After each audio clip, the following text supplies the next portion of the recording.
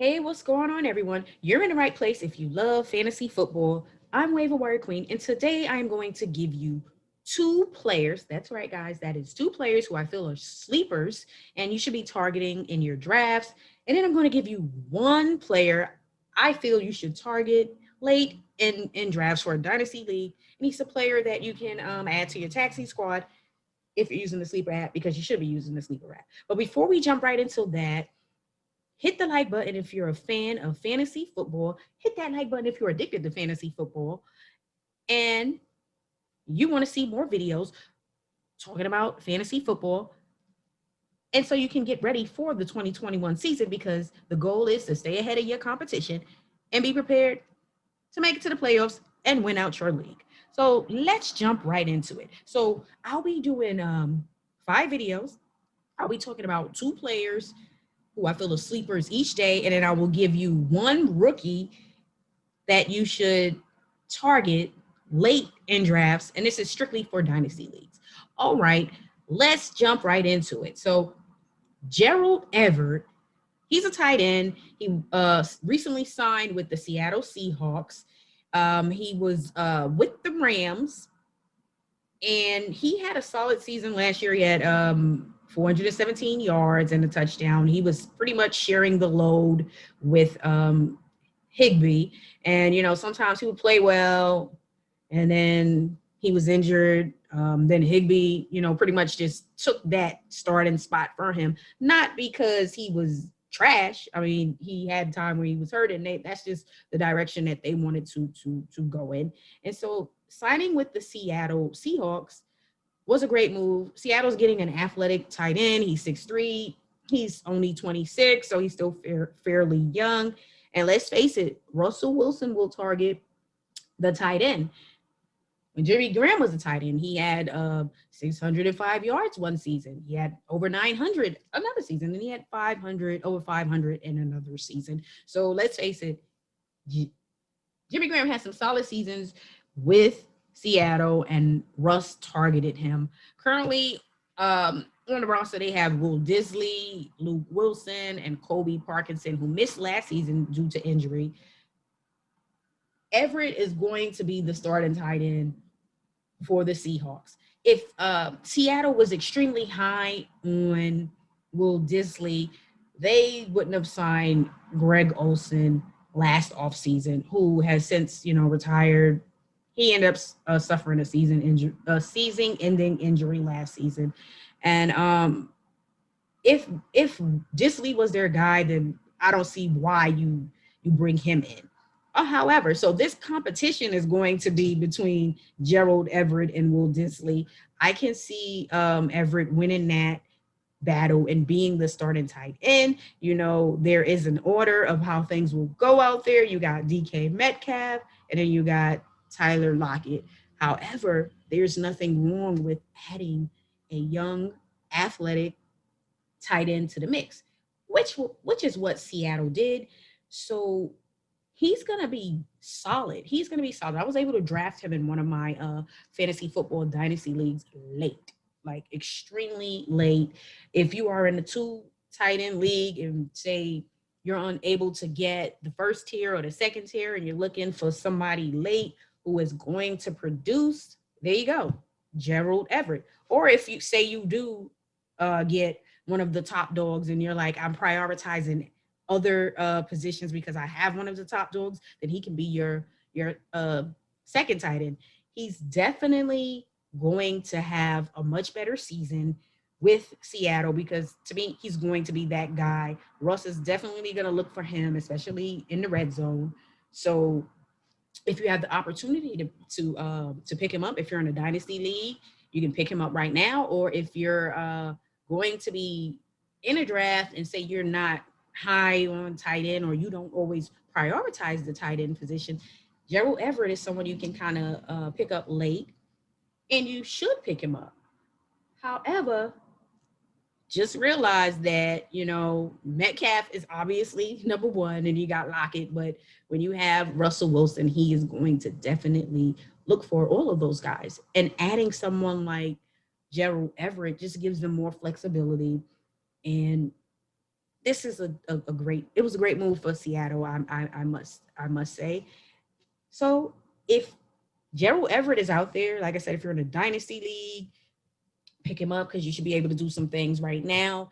If you're going to be in a redraft league, you can look at him late because let's face it, you have the top tier, and you have another tier, and you have the everybody else. Top tier, obviously, some of the managers will be drafting those guys fairly early, and you're gonna miss out. But he's still gonna be solid, trust me. So if he is someone that you can pick up, you just prioritize and you target him. Okay, let's move right on to my second sleeper of the day. And keep in mind, these are my top two sleepers out of 10. And as we go on this week, I will be sharing other sleepers. Chase Edmonds. He's a running back from Arizona Cardinals. He's only 25 and he's 5'9". He's super talented. He is super talented. Kenyon Drake, he signed with the Raiders, which was shocking to me because they have Josh Jacobs, but they can do whatever they want. So 2024 Edmonds was a solid season considering they had Kenyon Drake, and Kenyon Drake was their guy. He was their number one. So he had 448 rushing yards and one touchdown. He was a beast in solid receiving aspect. He had 402 yards and he had 4 receiving touchdowns, which is really good for my second running back. Their coach feels like he can be an every down back. We'll have to see. They signed James Conner, which to me, he isn't a threat to Chase Edmonds' job and production. So when you are drafting Chase Edmonds, you can draft him with confidence and be confident because I don't see James Conner taking his spot or taking a whole bunch of carries or possessions from him. He is the guy. He's going to be on the field. Yes, they're going to give James Conner the ball at times, but you got to think if James Conner wasn't re-signed by the Steelers, then that should tell you a lot. He had that one great season, and then after that, it was just injuries. And to me, I always said that was a fluke season, but hell, still, it was a great season. So if you picked him up in the draft or drafted him, you were good. You were getting somebody nobody was checking for. However, he is not going to be a threat to Chase Edmonds' spot. Chase Edmonds is the starting running back, and most people aren't checking for him, but you should be checking for him if you are trying to make sure that you have a bunch of starting running backs on your team. Most leagues will make you draft 2 starting running backs and say you get one of the top dogs. Maybe you want to prioritize other positions and then look at Chase Edmonds and the mid to late rounds. He's not going to be he's going to be gone if you wait to like the 10th or 12th round, because by then it's really not a lot of starting running backs. So what you want to do is just prioritize him and make sure that you get him on your team. Even if you are targeting running backs early in the draft, you can draft him as one of your a flex running back, or if you are getting him to the late rounds, you can get him as a running back to come off your bench. And I guarantee you he will be starting, especially if your other guys that you drafted earlier are not playing well. He will play very well, and it's going to be his backfield. He's going to benefit from Kyler Murray. And like I said, he had a solid season for being the number 2 option and not being the lead back and seeing the field as much as Kenyon Drake. He's going to be really good if you're able to draft him. You draft him with confidence. I would look at him as one of my RB2s or to a flex play. Most likely flex, but there's nothing wrong with a flex play if you can get 12 to 13 points. Obviously, he's showing that he's going to have a lot of receiving yards. He's going to have a lot of receiving yards. So look at him in that regards. If you're in a PPR league, he definitely is going to be solid for you and have some great value in a PPR league.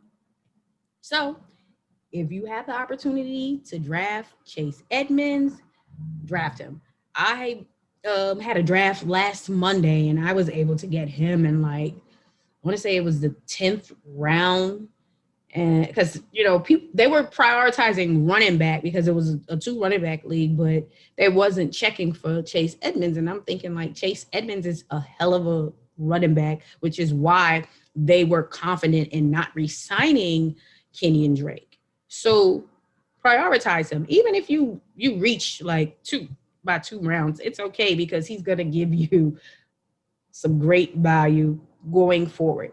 So you look at it as like an NFL team. When they want their guy and they feel it's their guy, they're gonna go up and get their guy.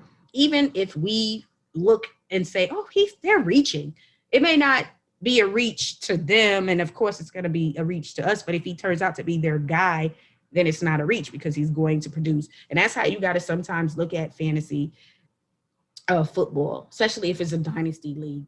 You want to get your guy. You don't want to play around and say, well, oh, the mocks I've done or my research suggests that he's not going to round 12.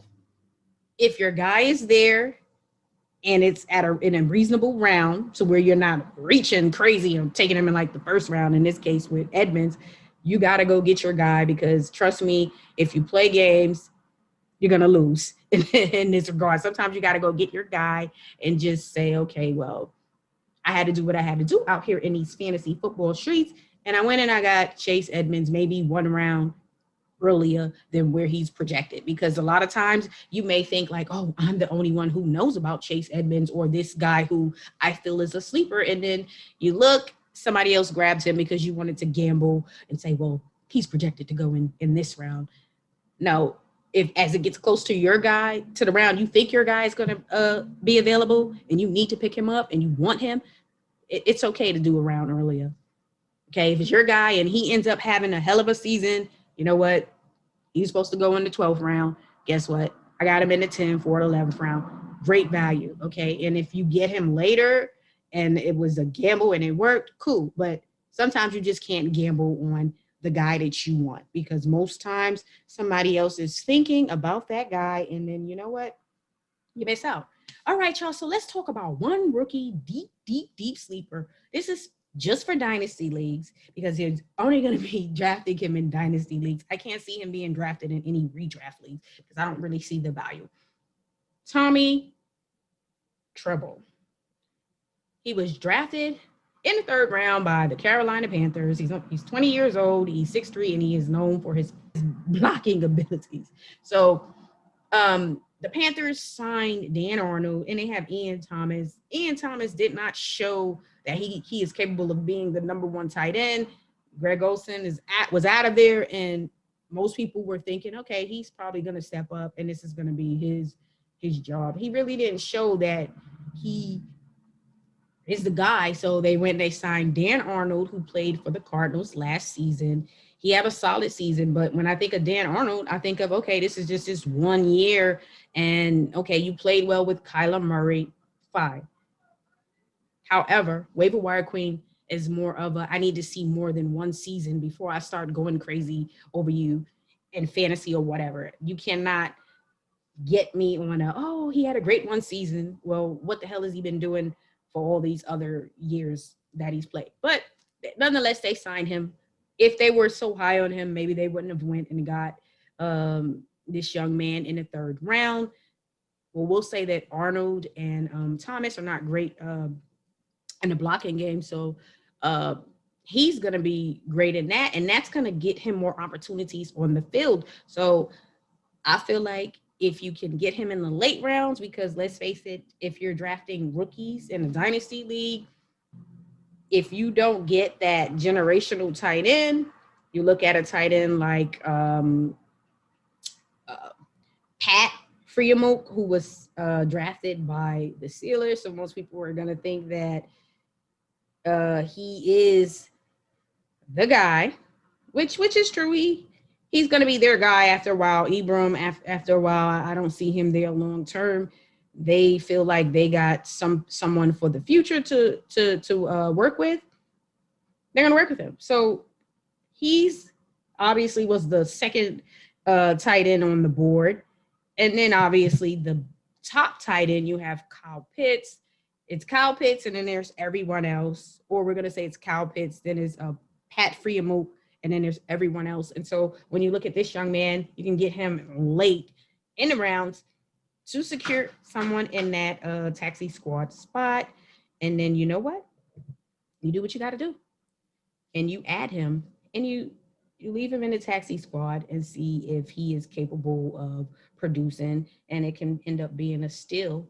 This is a good gamble. So if you're doing the dynasty league, if you're in a dynasty league and you're looking for late value draft picks, pick him up late in the draft. Just draft him with confidence late, and it's going to work out for you long term. All right, y'all. Let me know who you are prioritizing in those dynasty leagues, those supplemental drafts. Which rookies are you prioritizing in a dynasty league? Let me know. Leave some comments. Let me know what players you think are sleepers and you want to prioritize and draft at certain rounds to feel like you've gotten a great steal, because you always want to find a player you can get at a certain round and it ends up being some great value. Hit that like button, hit the subscribe button so you can see more videos from Waiver Wire Queen on fantasy football. Again, hit that like button if you're a big fan of fantasy football and you're addicted to fantasy football like Waiver Wire Queen, and you're just excited about starting the 2021 NFL season. Follow me on Facebook and IG, Twitter, and TikTok. Yes, Waiver Wire Queen has a TikTok, so I guess I'm a TikToker if that's what it's called. Follow me at Waiver Wire Queen. Peace.